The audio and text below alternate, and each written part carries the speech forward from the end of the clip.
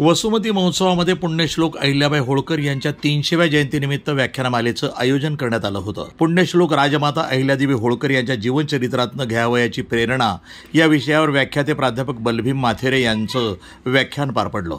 आमदार राजूभैया नवघरे यांनी आयोजित केलेल्या या व्याख्यानमालेच्या कार्यक्रमाला हजारो रसिक बांधव नागरिक मोठ्या संख्येनं उपस्थित होते।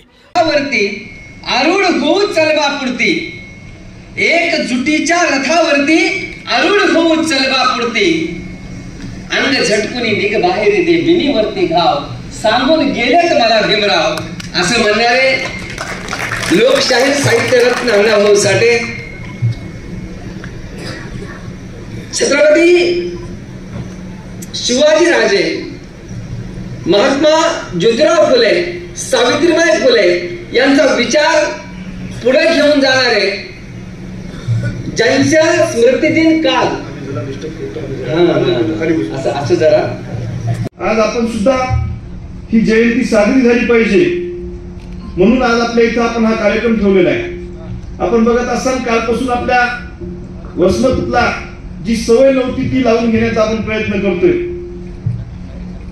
आपण व्याख्यानाचा कार्यक्रम 1995 नंतर या वसमतमध्ये दुर्मिळ स्वरूपात झाला होता, पण ज्याच्यामधून वैचारिक क्रांती घडती तो व्याख्यानाचा कार्यक्रम आज खऱ्या अर्थानं आपण ठेवलेला आहे।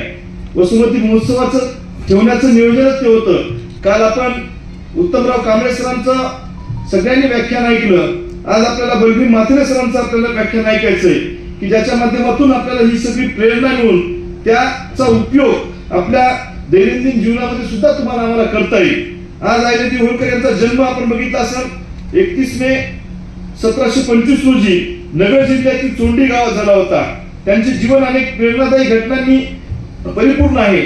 एका सामान्य कुटुंबात जन्मलेल्या अहिल्यादेवींना आपल्या कर्तृत्वाने मल्हारराव होळकर यांचा सून म्हणून ओळख मिळवली आणि पुढे इंदोर येथे संस्थांच्या शासक बनल्या।